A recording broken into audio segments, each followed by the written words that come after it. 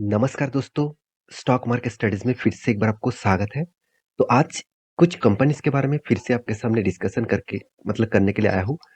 तो इस वीडियो को पूरा लास्ट तक देखिएगा और अभी तक चैनल को सब्सक्राइब नहीं किया तो सबसे पहले सब्सक्राइब कर लीजिएगा इस तरीके से इन्फॉर्मेशन पाने के लिए।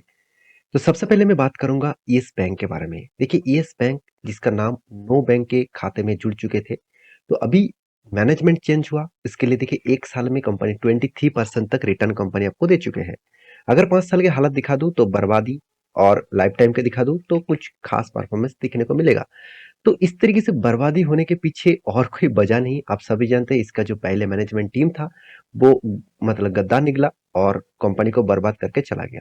तो बहुत ज्यादा लोन बांट दिया और उस हिसाब से कंपनी बर्बाद हो गया। तो अभी जो नया मैनेजमेंट है वो किस तरीके से कंपनी को टैकल किया, किस तरीके से कंपनी को रीबैक किया, वो मैं आपको दिखाऊंगा। बहुत इंपॉर्टेंट पॉइंट्स आपके साथ शेयर करूंगा, प्लीज इस वीडियो से बने रहिए।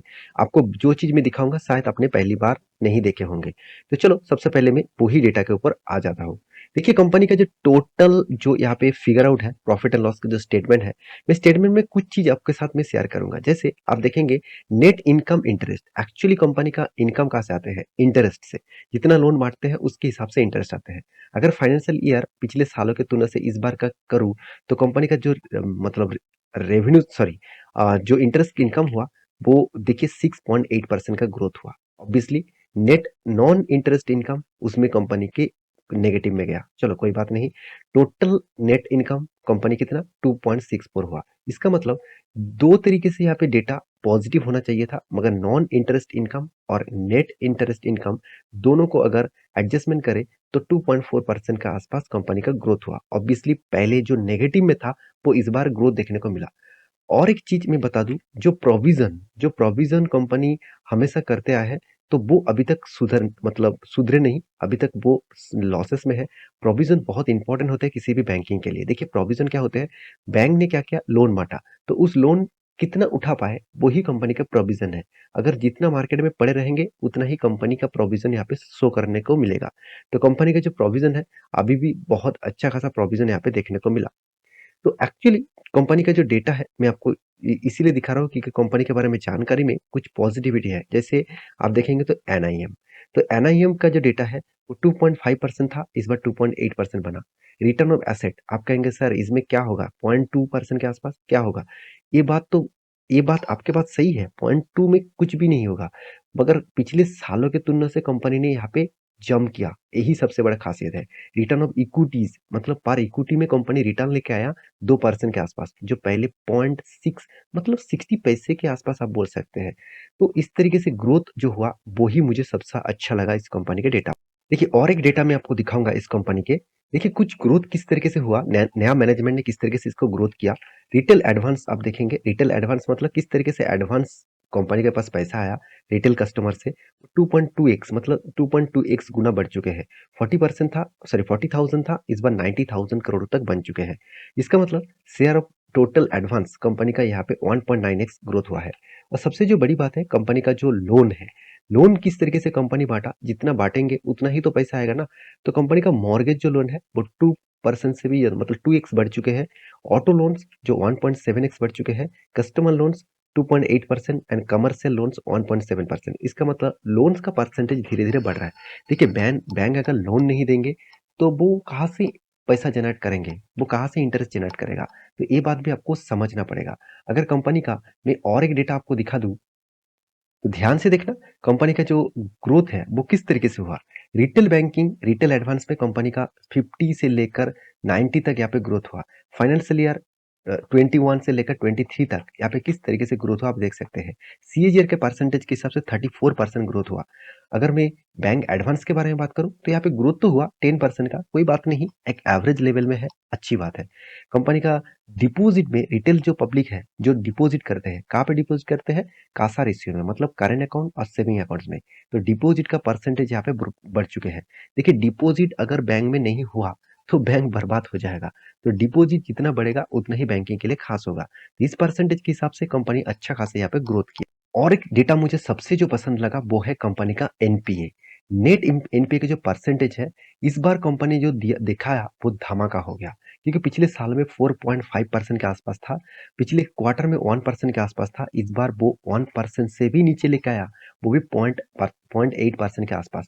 तो इसलिए मैं बार बार बोलता हूँ कि येस बैंक का जो नया मैनेजमेंट टीम है वो बहुत स्ट्रांग है, और इस स्ट्रांगनेस के कारण कंपनी के ऊपर फिर से एक रैली मोमेंटम और फिर से एक स्ट्रगल मूवमेंट धीरे-धीरे करके खत्म हो सकते हैं। देखिए, अभी तक मैं ये नहीं कहूँगा कि कल जाके आप निवेश कर दीजिएगा, ऐसे बिल्कुल भी नहीं। कंपनी का सुधरने के लिए उसको मिनिमम 1 साल, 2 साल वॉच करना पड़ेगा, क्योंकि एक बार अच्छा हुआ, इसका मतलब ये नहीं कि कंपनी बम्पर परफॉर्मेंस करेगा।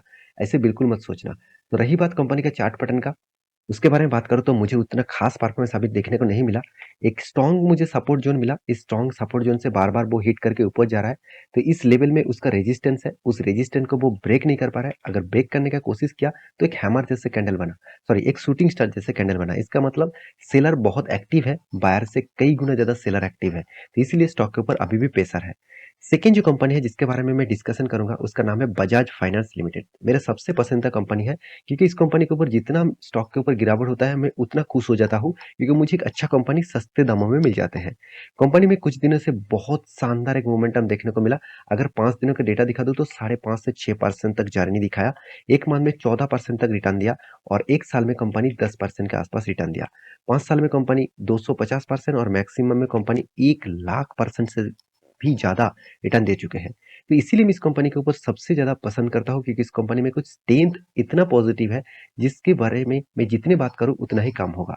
अगर मैं इस कंपनी के कुछ पॉइंट ऑफ व्यू से मैं आपको डेटा दिखा दूँ, अगर कंपनी का कैश फ्लो दिखा दूँ, तो कैश फ्लो ऑपरेटिंग एक्टिविटी में आपको हमेशा ऑपरेटिंग प्रॉफिट हमेशा ज़्यादा दिखेगा, और यहाँ पे आपको नेगेटिव दिखेगा। आप कहेंगे सर, आप तो बार-बार बोलते थे कि जितना ऑपरेटिंग प्रॉफिट दिखेगा, उससे कई गुना ज़्यादा, मतलब उसके आसपास cash cash from operating activity होना चाहिए, मगर यहाँ पे तो नेगेटिव है।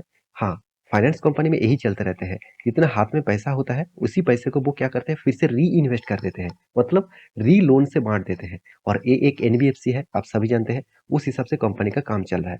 तो मेरे हिसाब से उसके लिए चिंता करने का कोई ज़रूरत नहीं। हाँ, एक बात को आपको ध्यान में देखना है, वो है कंपनी का इंटरेस्ट पेड। तो कंपनी देखिए, इंटरेस्ट जो है वो पूरा का पूरा यहाँ पे पेड कर चुके हैं। डायरेक्ट जो टैक्सेस है उसको भी कंपनी पेड कर चुके हैं। अच्छा खासा टैक्सेस को पेड किया, इंटरेस्ट को पेड किया, तो ये एक पॉजिटिव मोमेंटम है किसी भी कंपनीज के लिए। और एक चीज मैं बता दूं, कंपनी का जो एसेट, कंपनी किस तरीके से एसेट परचेज किया, अगर मैं ध्यान से आप देखेंगे 2000 2016 से देखेंगे तो कंपनी 95 करोड़ के आसपास एसेट खरीदारी करके रखे थे।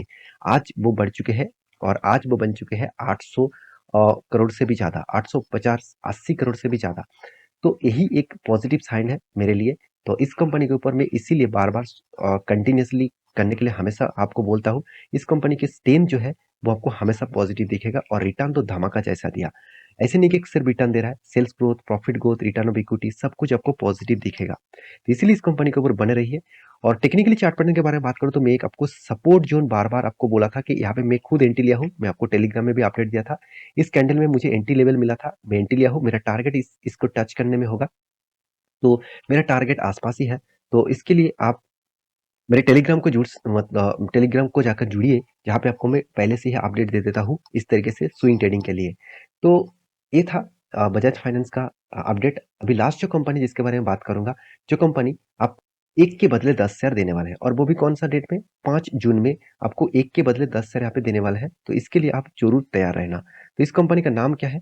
हरद्वैन इंडिया लिमिटेड। तो इस कंपनी के ऊपर स्टडी करना, उसके बाद कुछ डिसीजन लेना। तो ये था कुछ कंपनीज के डिटेल्स।